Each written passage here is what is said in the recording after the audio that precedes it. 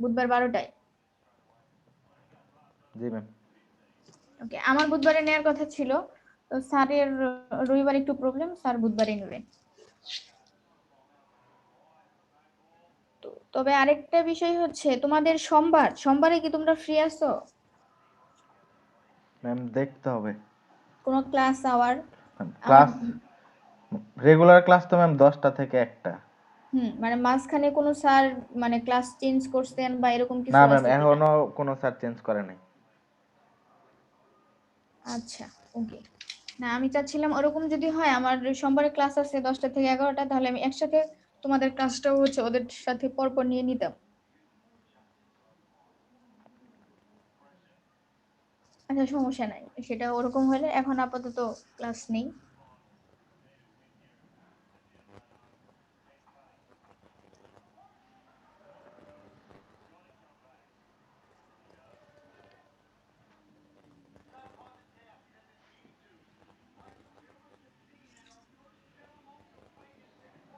আচ্ছা, আমি হচ্ছে ভিডিওটা অফ করে দেই, তাহলে মানে নেটের সমস্যাটা অন্তত পক্ষে কারণ হবে না। জি ম্যাম।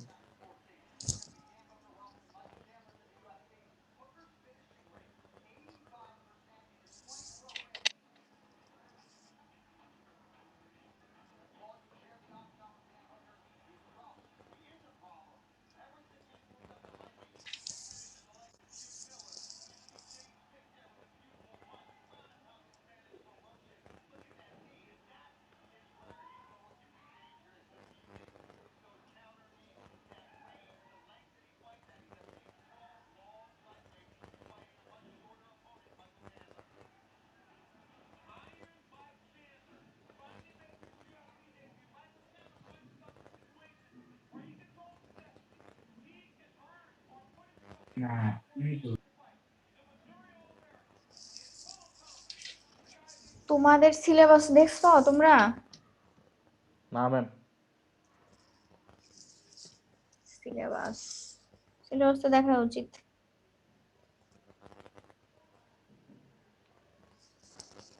ওকে, তোমাদের সিলেবাসের একটা টপিকস হচ্ছে freezing and freezing time of water content in food materials. তো ওই ফ্রিজিংটা, এই টপিকসটা আমি পড়াবো। স্যার তোমাদের মূলত হচ্ছে থার্মাল পার্টটা পড়াবে।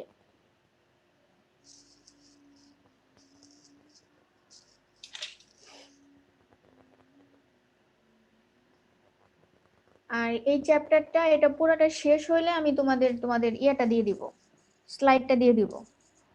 আজকে তো শেষ হবে না, ইনিশিয়াল ক্লাস, হয়তো বা বেশিক্ষণ পড়াইতেই পারবো না। এমনি তোমরা সবাই দুপুরে লাঞ্চ করছো? জি ম্যাম। জি ম্যাম। জি ম্যাম। ওকে,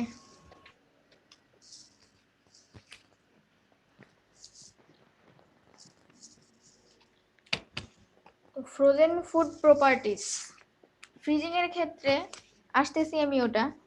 তবে নর্মালি আমরা কি জানি, ফ্রিজিংটা তো প্রিজারভেশন মেথড নাকি? জি ম্যাম। ফ্রিজিং এন্ড চিলিং এর ডিফারেন্স, টেম্পারেচার ডিফারেন্সটা কত? কেউ একজন বলো।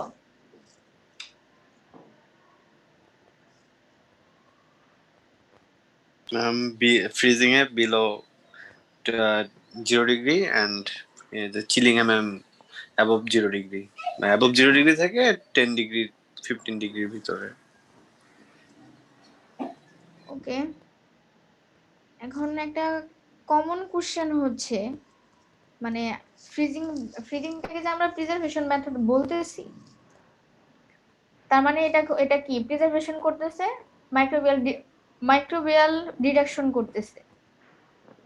এই মাইক্রোবিয়াল ডিডাকশনটা কিভাবে হচ্ছে হয় ফ্রিজিং প্রসেসে, কেউ কি জানো?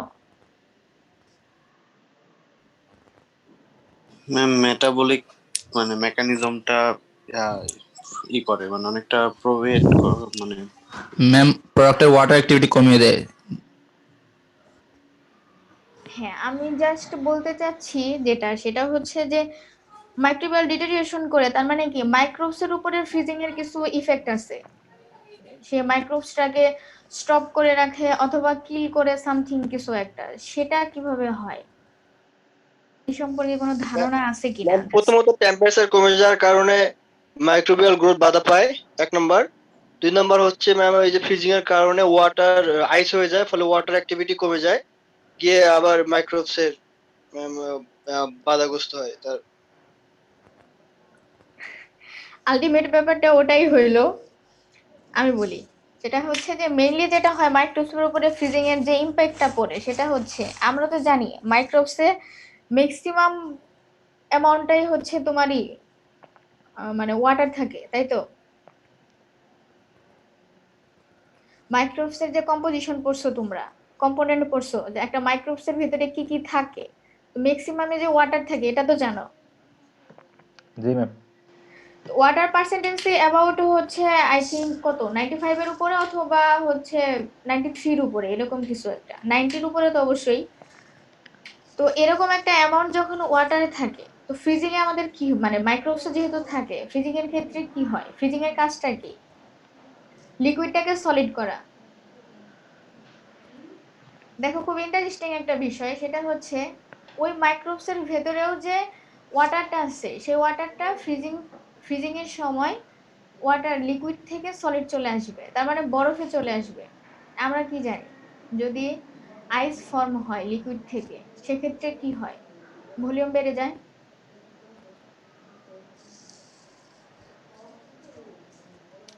এটা তো আমরা জানি। জি ম্যাম। যখন ভলিউমটা বেড়ে যাবে তখন মাইক্রোবসের সেলটা হচ্ছে ফেটে যাবে।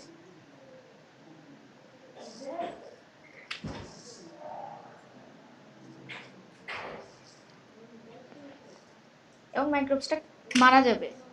এটাই হচ্ছে মাইক্রোবসের সাথে ফ্রিজিং এর মানে যেভাবে হচ্ছে রিঅ্যাকশন করতেছে মাইক্রোবসের উপরে প্রভাবটা ফেলতেছে। একটা প্রোডাক্ট ফ্রিজ করার ক্ষেত্রে প্রোডাক্ট সেটার কোয়ালিটিটা কেমন হবে এই জিনিসটা টোটালি ডিপেন্ড করতেছে ফ্রিজিং প্রসেসটা কি, ফ্রিজিং সিস্টেমটা এবং হচ্ছে frozen storage condition. Freezing system, freezing এর ক্ষেত্রে যে ডিরেক্ট ইনডিরেক্ট সিস্টেম আছে এটা তো তোমরা জানো। ম্যাম আপনি কি স্লাইড শেয়ার করতেছেন? না আমি স্লাইড শেয়ার করতেছি না, এটা ইনিশিয়ালি কথা বলতেছি ও তোমাদের আচ্ছা। জানার জন্য। এটা আমার স্লাইডের ভেতরে ইনক্লুডেড না। এমনি তো তোমরা হচ্ছে ফ্রোজেন ফুড প্রপার্টিস এর স্লাইড দেখতেছো নাকি? জি ম্যাম। L4S2 freezing. হুম, ম্যাম একটা স্লাইড দেখা যাচ্ছে মানে ওপেন হয় নাই, জাস্ট নাম দেখা ওপেন যাচ্ছে। হয় নাই তোমাদের স্লাইড? না ম্যাম। আগে বলবো না, তবে এগুলা যেগুলো বলতেছিলাম সেগুলো স্লাইডের অন্তর্ভুক্ত অন্তর্ভুক্ত ছিল না।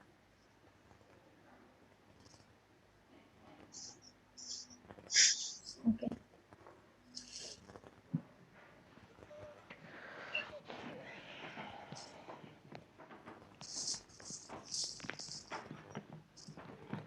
এখন দেখতেছো? জি ম্যাম। ওকে, এখান থেকে মূলত শুরু হবে আমার পড়ানো।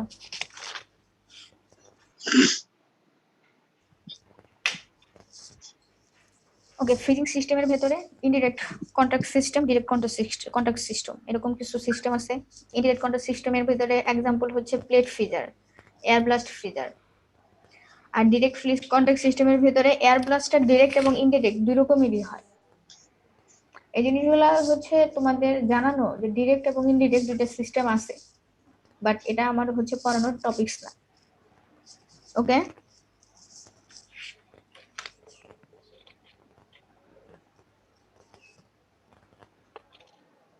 যে কোনো এগ্রিকালচারাল প্রোডাক্ট যদি আমরা প্রসেসিং করতে যাই, যে কোনো প্রোডাক্ট প্রসেসিং করার ক্ষেত্রে বা স্টোরেজ সামথিং যাই কিছু বলো, সেখানে কিন্তু অবশ্যই হয় হিট করতে হবে না হয় কুল করতে হবে।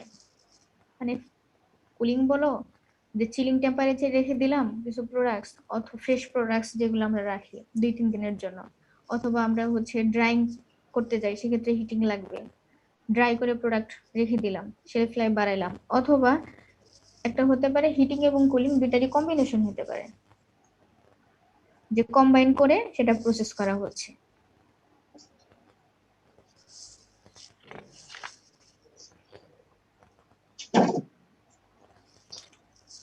এখন বিষয়টা হচ্ছে এই যে ফ্রোজেন ফুড প্রপার্টিস এর কথা বলা হয়েছে, এখানে ফ্রোজেন ফুড প্রপার্টিস এর ক্ষেত্রে ফ্রোজেন ছাড়া নর্মাল যে ফুড থাকে টেম্পারেচার ফ্রোজেনের উপরে চিলিং টেম্পারেচারের ক্ষেত্রে বা এরও উপরে যে প্রপার্টিস গুলা থাকে, যেমন ধরো density, thermal conductivity, heat content, specific heat, এগুলা টেম্পারেচারের ক্ষেত্রে প্রপার্টিস গুলা সেম থাকে। এই প্রপার্টিস গুলা চেঞ্জ হয় না খুব একটা। বাট ফ্রোজেন যদি যখন আমরা ফ্রোজেন করবো প্রোডাক্টটাকে, ওই ফ্রোজেন প্রোডাক্টের ক্ষেত্রে টেম্পারেচার ওয়াইজ প্রপার্টিস গুলো চেঞ্জ হয়। যেমন দেখো এই যেখানে একটা ফিগার আছে, ডেনসিটি একটা প্রপার্টিস, যেসব প্রপার্টিস চেঞ্জ হয়, আমি এই প্রপার্টিস গুলোর নামই দেখো করে লিখছি। প্রপার্টিস চেঞ্জের ক্ষেত্রে যেটা হয়, দেখো 0°C এখানে ফ্রিজিং হইলো, -10°C, -20, -30, -40, দেখো দেখো গ্রাফটা কি চেঞ্জ হচ্ছে না? -10°C যেখানে ছিল প্রোডাক্ট ডেনসিটি, -20 আরেকটু কমছে, -30 বা 40 কিছুটা কনস্ট্যান্ট লেভেলে চলে আসছে।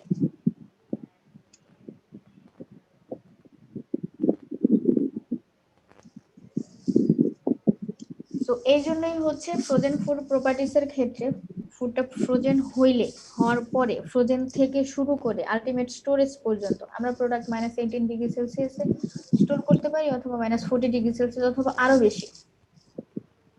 যদি আমরা হচ্ছে -18°C ধরি যে হচ্ছে ফ্রোজেন, আমাদের নর্মাল যে বাসার ফ্রিজ গুলা, এখানে কিন্তু তোমার -18°C আসেই না।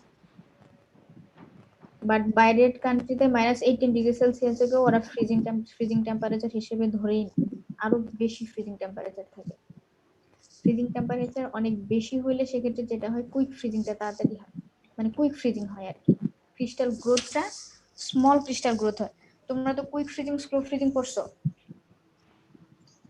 জি ম্যাম। ইউনিট অপারেশনে। জি ম্যাম। ওকে, ভালো কোনটা?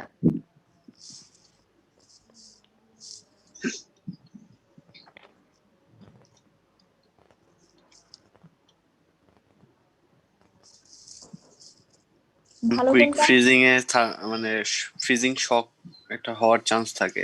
ড্যামেজ হইতে পারে কুইক ফ্রিজিং এ। কুইক ফ্রিজিং এ? জি ম্যাম। তার মানে ভালো কোনটা সেটা বলো।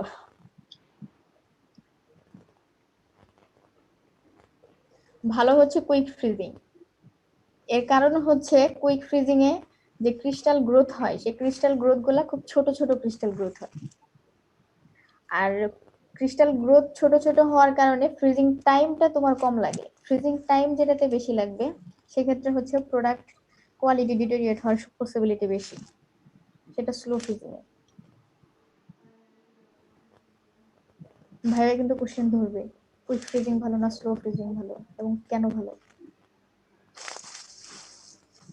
ওকে, ডেনসিটির ক্ষেত্রে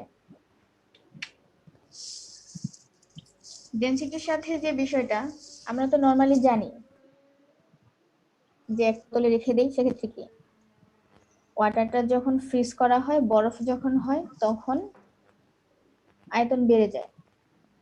আর ডেনসিটির ক্ষেত্রে কি, রো ইকুয়াল টু m/v, এই রোটার সাথে ডেনসিটির সাথে ভলিউমের একটা ইনভার্স রিলেশন।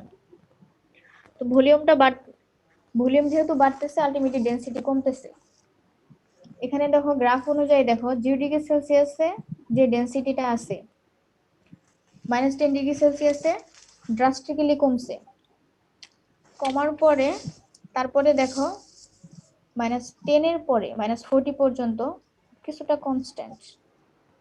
কারণ এই -10 পর্যন্ত যেটা হয়, ম্যাক্সিমাম ওয়াটারটাই হচ্ছে ফ্রিজ হয়ে যায়। অ্যাবাউট 90% যখন ফ্রিজ হয়ে যায়, তখন বাকি যে অল্পটুকু থাকে, সেই অল্পটুকু 10% জন্য তোমার যতটুকু চেঞ্জ হওয়ার দরকার, 10 to 40 পর্যন্ত এতটুকু চেঞ্জ হয়, মোটামুটি কনস্ট্যান্ট ধরা যায়। এখানে ড্রাস্টিক্যালি চেঞ্জ হওয়ার কারণ হচ্ছে 0° লিকুইড টু, মানে পুরো ফেজ চেঞ্জ হচ্ছে। দেখো এখানে নেক্সট প্যারাতে লেখা আছে ফেজ চেঞ্জ। এই ফেজ চেঞ্জ, ইনিশিয়াল ফেজ চেঞ্জের সময় তখনও হচ্ছে ড্রাস্টিক্যালি চেঞ্জটা হচ্ছে। কারণ ফেজ চেঞ্জের ক্ষেত্রে কি এনার্জি, কোথায় এনার্জি বেশি লাগে, ল্যাটেন্ট হিট না সেন্সিবল হিটের ক্ষেত্রে? ল্যাটেন্ট হিট, কারণ ল্যাটেন্ট হিটে ফেজ চেঞ্জ। ফেজ চেঞ্জ হচ্ছে। ওকে, থার্মাল কন্ডাক্টিভিটি। আচ্ছা, থার্মাল কন্ডাক্টিভিটি, থার্মাল কন্ডাক্টিভিটি কি এবং হচ্ছে এটার যে কিছু স্পেসিফিক ইকুয়েশন আছে, এটা থার্মাল প্রপার্টিসের ভিতরে স্যার তোমাদের পড়াবে। আর আমার এখানে পড়ানো টপিকটা যেহেতু তোমাদের ক্লাস হয় নাই, হলে ভালো হইতো আমার জন্য। যাই হোক, তারপরেও আমি হচ্ছে ইনিশিয়ালি একটু বলবো। থার্মাল কন্ডাক্টিভিটি হিট ট্রান্সফারের রেটটা, যে একটা প্রোডাক্টের ভিতর দিয়ে কি পরিমাণ হিট ট্রান্সফার হইতে পারে, এটা হচ্ছে থার্মাল কন্ডাক্টিভিটি। আর থার্মাল কন্ডাক্টিভিটিটা কিন্তু, বলো থার্মাল কন্ডাক্টিভিটি ওয়াটারে বেশি, লিকুইডে বেশি হবে না সলিডে বেশি হবে? সলিড হিট তো বেশি। হ্যাঁ, থার্মাল কন্ডাক্টিভিটি সলিডে বেশি, কারণ এদের স্ট্রেংথটা বেশি মানে মলিকিউলসের।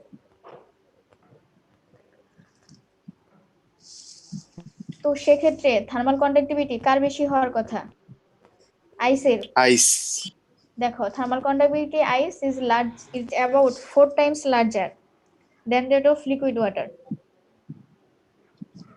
আর এই স্লাইডের পরে আমি যখন তোমাদের স্লাইডটা দিব, তখন ইনিশিয়ালি আমি একটা স্লাইড অ্যাড করে দিব। Density, thermal conductivity, enthalpy, specific heat, thermal diffusivity, water এবং আইসের কোনটার কত। ঠিক আছে, শুধু এখন জেনে রাখো যেটা 4 টাইম লার্জার। আর দেখো এখানে থার্মাল কন্ডাক্টিভিটিটা বাড়তেছে, বাড়ারই তো কথা নাকি?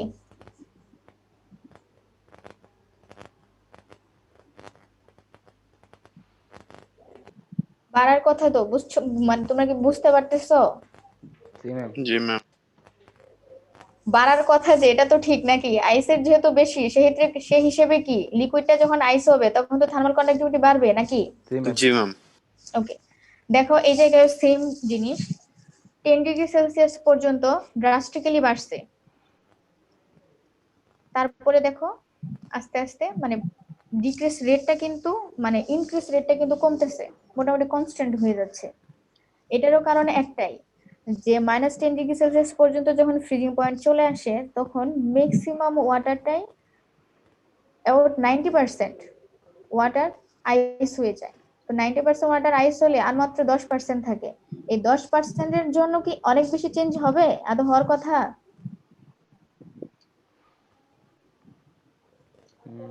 না ম্যাম।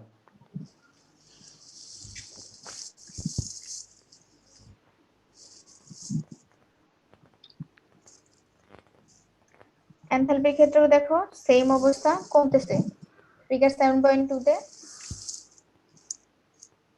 টেম্পারেচার, ফ্রিজিং পয়েন্টের পরে যখন টেম্পারেচার বাড়তেছে, ফ্রিজিং পয়েন্টের পর এটা মাথায় রাখতে হবে যে ফ্রিজিং টেম্পারেচার যখন বাড়তেছে, তখন হচ্ছে এনথালপিটা কমতেছে। ওকে, এখানে এনথালপিটা কি পরিমাণ,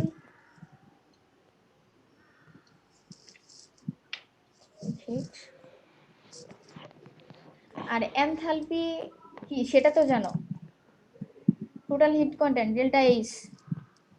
জি ম্যাম। আচ্ছা, আর এনথালপির ইকুয়েশন, তারপরে তোমার হচ্ছে এদের এককগুলা, এই জিনিসগুলা হচ্ছে থার্মাল প্রপার্টিসের সময় স্যার যখন পড়াবে, এটার ডিটেলস তোমাদের আরো পড়াবে। তো ইনিশিয়ালি তো তোমরা হচ্ছে এগুলা জানোই। এবার আসছে হলো apparent specific hit. Specific hit, কেউ একজন স্পেসিফিক হিটটা বলো তো।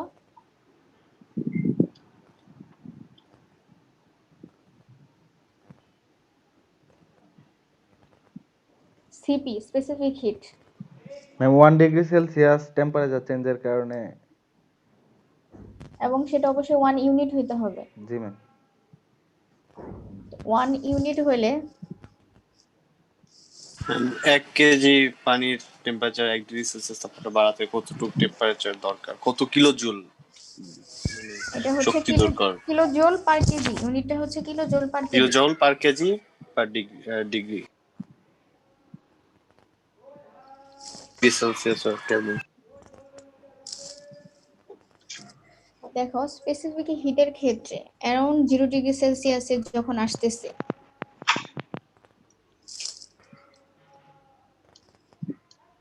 কিছুটা হাই 0 ডিগ্রি সেলসিয়াস যখন ফ্রিজিং পয়েন্টে আসে, বাট তারপর আলটিমেটলি ডিক্রিজ হচ্ছে।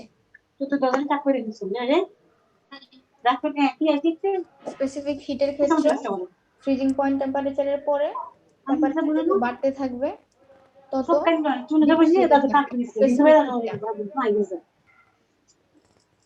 থার্মাল ডিফিউসিভিটি সেম ঘটনা, রিলেশনশিপ দেখাইছে থার্মাল ডিফিউসিভিটির, কিন্তু থার্মাল ডিফিউসিভিটি কিন্তু আবার হচ্ছে আছে, একক হচ্ছে তোমার millimetre square per second. Thermal diffusivity alpha equal to K by rho C P, এটা হচ্ছে তোমাদের সামনে খাতা থাকলে লিখো।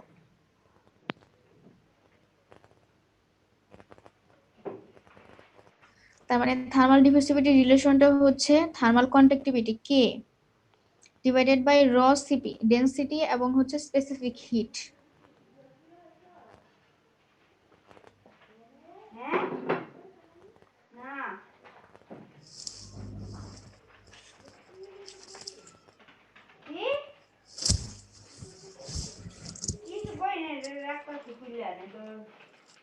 ওকে, এখন বিষয়টা হচ্ছে ফ্রিজিং পয়েন্টের ক্ষেত্রে প্রোডাক্টের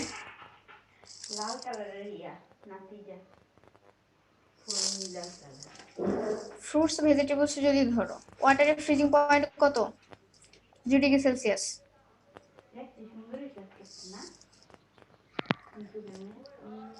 কথা শোনা যাচ্ছে আমার?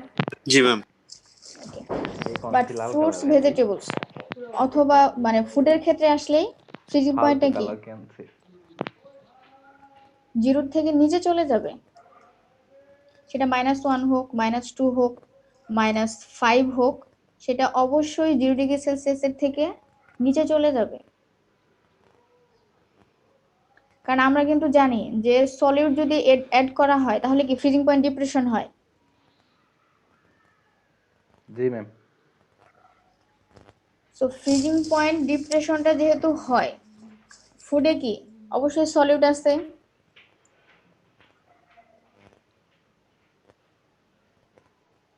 সলিউট থাকার কারণে এটার ফ্রিজিং পয়েন্ট ডিপ্রেশন হবে।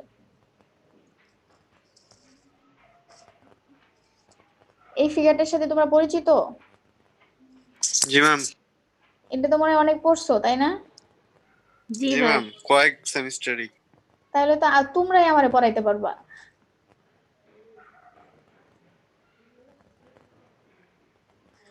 আচ্ছা, যেহেতু অনেক সেমিস্টার পড়ছো এবং পারো, এটা হচ্ছে বড় কথা, তবে এই সেমিস্টারে হচ্ছে এটা মোস্ট ইম্পর্টেন্ট একটা টপিকস। ম্যাম এটা যেই সেমিস্টারে পড়ি ওই সেমিস্টারে ইম্পর্টেন্ট টপিক থাকে, কারণ এটা হচ্ছে তোমার মানে ফুডের বেসিস বলতে পারো মোটামুটি, এবং ইন্টারেস্টিং একটা জিনিস।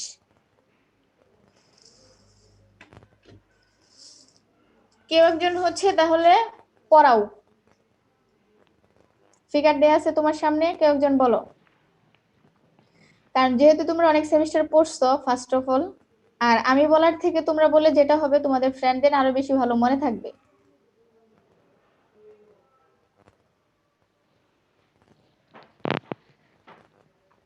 ঠিক আছে, বুঝতে পারছো? আবার মনে করো না যে ম্যাম হচ্ছে পড়া ধরতেছে, পড়া ধরতেছি না। যেহেতু তোমরা জানো হয়তোবা কোনো একটা কিছু মিস হয়ে যেতে পারে, সেটা অন্য ফ্রেন্ডের মনে হবে, সে বলবে, বললে যেটা হবে মনে করো অনেকেই আছে যে হয়তোবা তার মনে হচ্ছে না, তুমি বললে হচ্ছে, তোমরা বললে সেটা ভালো মনে থাকবে আমি বলার থেকে। তোমরা বলো, তারপর হচ্ছে আমার যদি মনে হয় হ্যাঁ কোনো কিছু তো বাকি আছে, সেটা আমি বলবো, সমস্যা নেই, আমি তোমাদের হেল্প করব। আমি কিন্তু পড়া ধরতেছি না, আমি জাস্ট তোমাদের অন্য ফ্রেন্ডের হেল্পের জন্য বলতেছি বা মনে থাকার জন্য বলতেছি। বুঝতে পারছো? পড়া ধরতেছি এরকম মনে করে বলার দরকার নাই। কেউ একজন সাহস করে বলো। ম্যাম এখানে সাধারণত দুইটা কার্ভের ভিতরে অ্যানালাইসিস করা হয়েছে, একটা ওয়াটার আর একটা মানে ফুড। তো উপরের কার্ভটা হলো ওয়াটারের, নিচেরটা হলো গিয়ে ফুডের। সো উপরের কার্ভে যখন আমরা টেম্পারেচারটা কমাইতেছি, তো একটা পর্যায়ে দেখা যাচ্ছে যে এটা সেন্সিবল হিটটা কমতেছে, কমতে কমতে একটা নির্দিষ্ট প্ল্যাটিটিউডে এসে এটা মানে হিটটা আবার বাড়া শুরু করছে। তো এখানে ম্যাম ওই পার্ট হলো সুপার কুলিং। এটা 0°C নিচে হতে পারে, এটা আইডিয়াল ওয়াটার এখানে 0°C একটু নিচে হয়, দেন এটা 0°C পর্যন্ত আবার সুপার কুলিং হয়ে দেন এটার মানে টেম্পারেচারটা সময়ের সাথে সাথে মানে চেঞ্জ হয় না, কনস্ট্যান্ট থাকে। তখন এটার ফেজ চেঞ্জ হয়ে থাকে, ল্যাটেন্ট হিটটা রিলিজ হয়ে যায়, দেন একটা ফেজে গিয়ে একটা পর্যায়ে গিয়ে এটা যখন 0°C তাপমাত্রা ওয়াটার থেকে 0°C তাপমাত্রার আইসে কনভার্ট হয়ে যায়, দেন এটা আবার সেন্সিবল হিটটা লস করা শুরু করে, যে জন্য কার্ভটা মানে স্ট্রিপ নিচের দিকে ফল করা শুরু করছে। আর সিমিলারলি এখানে অন্য ফুড প্রোডাক্টের ক্ষেত্রে এই জিনিসটা আমাদের এই যে সুপার কুলিংটা হতে একটু টাইম লাগতেছে, কাজ এখানে আমাদের যে যেটা বলে ফ্রিজিং পয়েন্ট ডিপ্রেশন নামে যে একটা প্রপার্টি আছে, সেই ইফেক্টটার জন্য এখানে ফ্রিজিং মানে কি বলে 0°C তাপমাত্রা অনেক নিচে, ওয়াটার থেকে কম্পারেটিভলি অনেক নিচে এটার মানে ইসের ফেজ চেঞ্জটা শুরু হচ্ছে। বাট এটা ফেজ চেঞ্জটা দেখা যাচ্ছে এখানে লিনিয়ার না সম্পূর্ণ ওয়াটারের মতো, এখানে একটু জাস্ট কার্ভেচার দেখা যাচ্ছে। এটা হচ্ছে বিভিন্ন ধরনের প্রপার্টি থাকার জন্য এক এক সময় এক এক রকমের বিভিন্ন প্রপার্টি বিভিন্ন রকম ফেজ চেঞ্জের জন্য এখানের এই টেম্পারেচারটা মানে ম্যাম এখানে কার্ভেচারটা একটু প্রোফাইলটা এরকম ভাবে হ্যাঁ আসছে। জি ম্যাম। এই তো এখানে ম্যাম যেটা হচ্ছে সুপার কুলিং এর যে ব্যাপারটা, 0°C এর পরে যে টেম্পারেচারটা আসবে সেটা super cooling. 0°C freezing temperature, এরপর হচ্ছে কিছুটা সুপার কুলিং হয়ে যেটা আসছে এখানে লেখা আছে, এই যে সুপার কুলিং।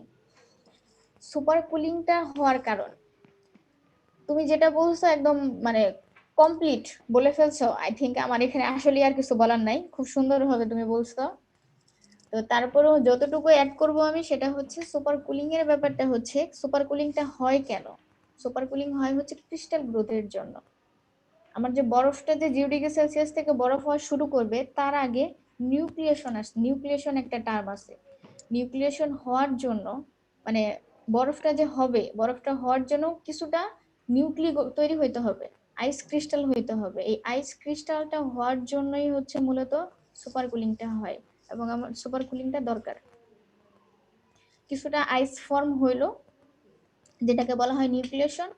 হওয়ার পরে এটার হিট ট্রান্সফার রেটটা বেড়ে যাবে, বাড়লেই তখন হচ্ছে আবার দেখো সুপার কুলিং, এখানে -0°C এর নিচে টেম্পারেচার আসছে, দেন এখানে টেম্পারেচারটা আবার 0°C আসছে। তার মানে কি এটা কোএক্সিস্ট করতেছে। 0°C এর লিকুইডে চলে আসার পরে এখানে কিন্তু 0°C এর লিকুইডটা যে এখানে আছে, 0°C টু 0°C এর এখানে বরফে আসছে।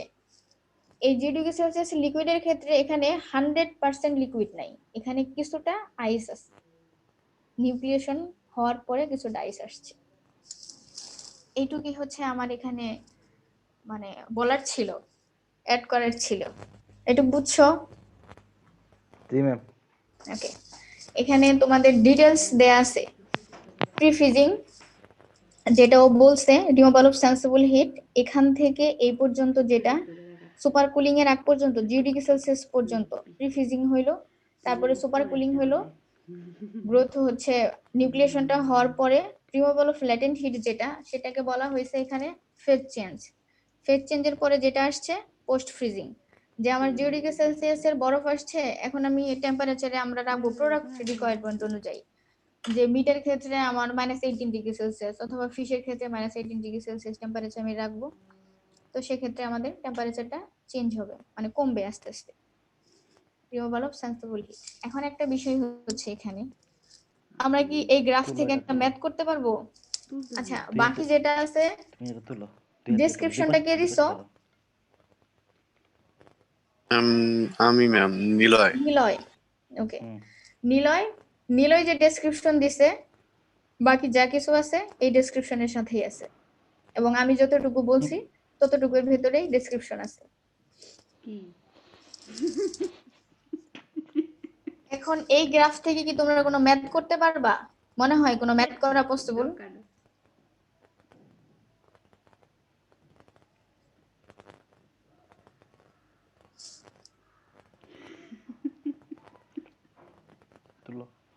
আমি যদি এই গ্রাফ থেকে কোনো ম্যাথ তোমাদের করতে বলি তোমরা কি করতে পারবা? ম্যাম কি ম্যাথ কিসের ম্যাথ সেটার উপরে নির্ভর। সেটার উপরে নির্ভর করতেছে। সহজ একটা ম্যাথ করতে বলবো, সেটা হচ্ছে ফার্স্ট কার্ভটা ওয়াটারের ক্ষেত্রে এমনিই পারবা। এই যে একটা টেম্পারেচার ধর, এখানে যে সেন্সিবল হিটের ফার্স্ট যে টেম্পারেচার, সাপোজ ধরো ওয়াটারের টেম্পারেচার আছে 10 ডিগ্রি সেলসিয়াস। 10 ডিগ্রি সেলসিয়াসের ওয়াটার থেকে -18 ডিগ্রি সেলসিয়াসের ওয়াটার পর্যন্ত আসতে কত এনার্জি লাগবে?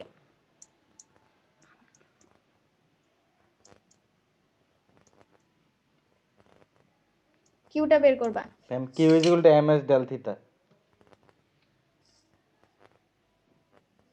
ms, দেখো এখানে স্টেজ কিন্তু অনেকগুলো আছে, একবারে কিন্তু করতে পারবো না। ম্যাম কয়েকটা ভাগে ভাগ করে করতে না, হবে ম্যাম। স্টেট প্রথমে চেঞ্জের তোমাদের ভিত্তিতে। প্রথমে তোমাদের সেন্সিবল হিটটা করতে হবে, তবে এক্ষেত্রে অবশ্যই তোমাদের সুপার কুলিং যে পার্টটা সেটা তোমরা অ্যাভয়েড করবা, ঠিক আছে? সুপার কুলিং অ্যাভয়েড করে প্রথমে তোমাদের mcq equal to mcp delta T, যে টেম্পারেচার ডিফারেন্স বা থিটা যেটাই বলো। স্পেসিফিক হিট কত ওয়াটারে? ম্যাম 4200 না? Water specific hit 1 BTU per hour per pound degree Fahrenheit. যদি কিলো জুলে করতে চাও সেক্ষেত্রে 4.18 kilo joule per KG degree Celsius. Joule 4200 joule per. তারপরে তোমরা যেটা করবে 0 ডিগ্রি সেলসিয়াসের ওয়াটার থেকে 0 ডিগ্রি সেলসিয়াসের আইস, ভালো সুতা না। লেটেন্ট হিট চেঞ্জটা যাবে ফেজ চেঞ্জের এখানে, সরাসরি অ্যামাউন্টটা বসে দিতে হবে। এম কি এখানে 1 ইউনিট 1, তাই না? এমটা কিন্তু তোমাদের ক্যালকুলেট করতে হচ্ছে না। তারপরে তোমরা করবা হচ্ছে আবার রিমুভাল অফ সেন্সিবল হিট। এখানে টেম্পারেচার ডিফারেন্সটা হবে -0 ডিগ্রি সেলসিয়াস থেকে -18 ডিগ্রি সেলসিয়াস। সেন্সিবল হিটের ক্ষেত্রে আসবে 10 degree Celsius to 0 degree Celsius.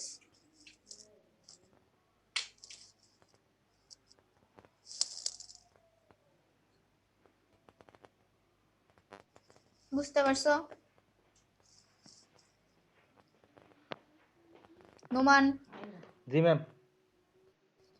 এইটুকু কেউ একজন করে, কেউ একজন না, তোমরা সবাই পারবা, এটা তো না পারার কিছু নাই। এবং হচ্ছে এই ছোট ছোট ম্যাথ গুলাই হচ্ছে মানে এই কোর্সের জন্য আর কি, এরকম ছোট ছোট ম্যাথই আসে এই কোর্সে। আমরা খুবই লাকি ছিলাম, এই ক্লাসটা আমাদের করাইছিল কামরুজ্জামান স্যার। তো স্যার অনেক ভালো ক্লাস নিছেন। তো আমি তো আসলে এত ভালো ক্লাস নিতে পারবো না, বাট স্যার যে টপিকস গুলো পড়াইছে আমি যতটুকু পারবো আই থিংক আমি চেষ্টা করবো আর কি। কিছু করার নেই। আর টিটু স্যার তো অবশ্যই আর ভালো ক্লাস নেবেন। এই ম্যাথটা হচ্ছে তোমরা করো। আর অ্যানালাইসিস, ডাটা অ্যানালাইসিসের তোমাদের বিশেষ করে এটার যে প্র্যাকটিক্যালটা আছে, এটা প্র্যাকটিক্যাল পুরাই হচ্ছে তোমার সব ম্যাথ, সবই ম্যাথ। ইভেন তোমাদের এক্সেলও হচ্ছে কিছু স্প্রেডশিট, ডাটা শিট এগুলো করতে হবে, কাজ করতে হবে। এবং মডি ডায়াগ্রাম আছে, ডিস্টিলেশন পড়াইতে গেলে মডি ডায়াগ্রাম করতে হবে, কিন্তু আমি আসলে জানি না মডি ডায়াগ্রাম গ্রাফে কিভাবে তোমাদের অনলাইনে করাবো। আমার মনে হয় এটা রেখে দিতে হবে, পরে তোমরা আসলে করাইতে হবে।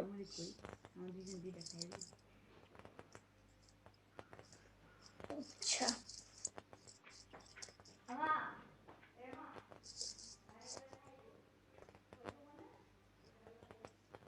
এই আমার নাম ব্যবহার করো কেন?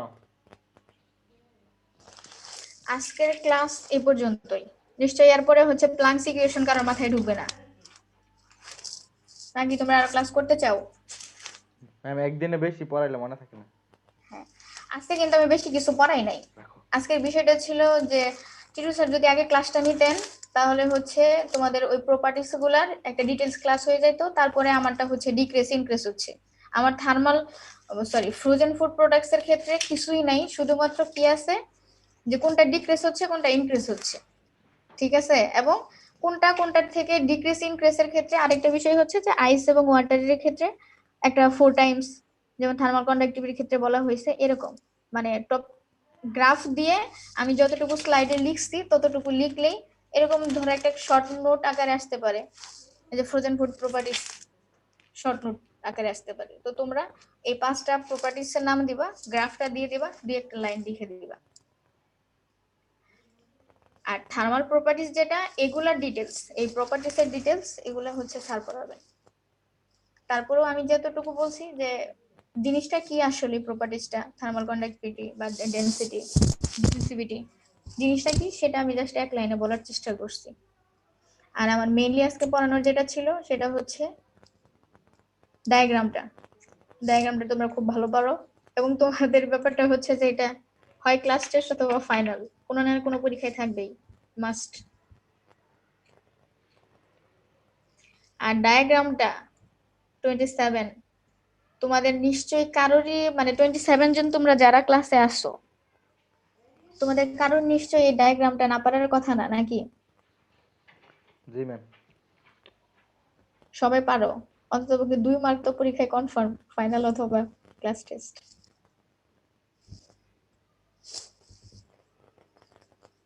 আচ্ছা, তাহলে তোমাদের ক্লাস হবে আবার নেক্সট রবিবার। ম্যাম সুগার ক্লাস কবে নেবেন?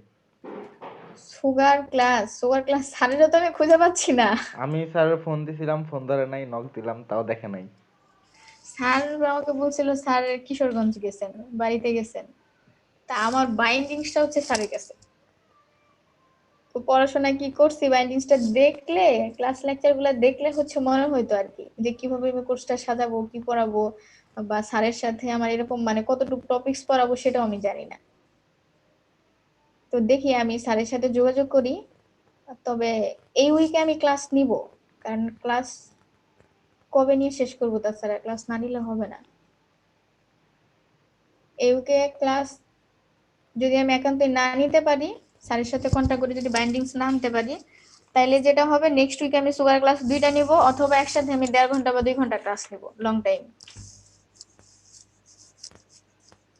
বুঝতে পারছো? জি ম্যাম। তোমাদের আজকে যে 2টা টপিকস পড়ানো হয়েছে, এই দুইটা টপিকস কোথাও না কোথাও কিন্তু তোমরা পাবা। সো অল্প পড়াইছি, তোমরা নিজেরাই পড়াইছো, আমার আসলে পড়ানোর কিছু ছিল না। এই 2টা টপিকস অন্তত পক্ষে ভালো করে পড়ে রাখো। আর আমি এটা ক্লাসটা শেষ হয়ে যাবে। আচ্ছা, তোমরা প্লাঙ্কস ইকুয়েশন অথবা প্লাঙ্কস ইকুয়েশনের ম্যাথ এগুলা কি আগে কখনো করছো কোন সাবজেক্টে? ম্যাম করছিলাম বোধহয়, অত বেশি আমার মনে হয় যে আমরা কিন্তু মানে একই ম্যাথ, একই জিনিস কিন্তু হচ্ছে বারবার কোনো না প্রতি সেমিস্টারে কোনো না কোনো সাবজেক্টে পড়ি। জি ম্যাম। মানে আই থিংক আমার মনে হচ্ছে যে এটা ফটোর আগেও কোথাও আমি কোনো সাবজেক্টে পড়ছি, সম্ভবত নজরুল স্যার আমাদের পড়াইছিলেন। যাই হোক, তারপরেও হচ্ছে প্লাঙ্কস ইকুয়েশনটা এবং প্লাঙ্কস ইকুয়েশনের কিছু ম্যাথ আছে, কিছু এক্সারসাইজ থাকবে, এগুলা হচ্ছে আমি নেক্সট ক্লাসে তোমাদের বলে দিব কি কি এক্সারসাইজ ম্যাথ করতে হবে, এবং একটা ম্যাথ আমি হচ্ছে অলরেডি স্লাইডিং মানে করছি আর কি, স্লাইডে অ্যাড করছি যে পুরোপুরি বুঝাই দেওয়ার জন্য। তো তোমরা কি ক্লাসে আসলে মোট কতজন? ম্যাম 35 জন। তোমাদের স্টুডেন্ট কম, তোমরা তো কম কেন? ম্যাম রিয়েট ছিল কিছু, তারপরে আবার ড্রপ হয়ে গেছে কিছু। আচ্ছা, অনুমান তুমি তোমাদের আইডি গুলো আমাকে সিরিয়ালি পাঠাই দিও। আচ্ছা ম্যাম। যারা রিয়েট বা ড্রপ হয়ে গেছে তাদেরটা দেওয়ার দরকার নাই, যারা 35 জন আছো 35 জন এটা দিও আমাকে আচ্ছা ম্যাম। সিরিয়ালি। আর এই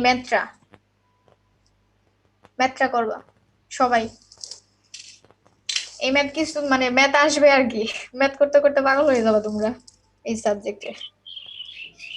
ম্যাম ম্যাথের প্রবলেমটা যদি আরেকবার একটু বলতেন, মানে কোশ্চেনটা একটু যদি বলতেন। কোশ্চেনটা কিছুই না, ইনিশিয়াল টেম্পারেচার ধরবা ওয়াটারের যেটা, সেটা হচ্ছে 10 ডিগ্রি সেলসিয়াস।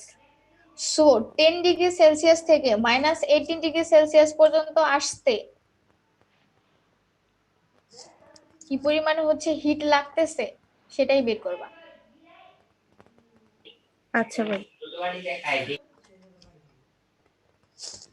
ওকে, থাকো তোমরা তাহলে। আর আমি তোমাকে সুগার ক্লাস জানাই দিব, বুধবারের দিন আমি জানাই দিব ক্লাস নিব কি নিব না। ম্যাম। বৃহস্পতিবার তোমাদের 12টায় ক্লাস না? জি ম্যাম। Sugar class? জি ম্যাম। আচ্ছা নোমান, আমি তোমাকে জানাই দিব। আচ্ছা আমি ম্যাম। স্যারের সাথে আগে কন্ট্যাক্ট করি। ওকে, থাকো সবাই। না, কেউ একজন অ্যাটেন্ডেন্স দাও নাই। সে কি আসো যে দাও নাই অ্যাটেন্ডেন্স? ম্যাম পড়ছি। দিতে পারছো? হ্যাঁ ম্যাডাম 48। আচ্ছা, দিতে পারলে হয়ে গেছে। ওকে, থাকো সবাই।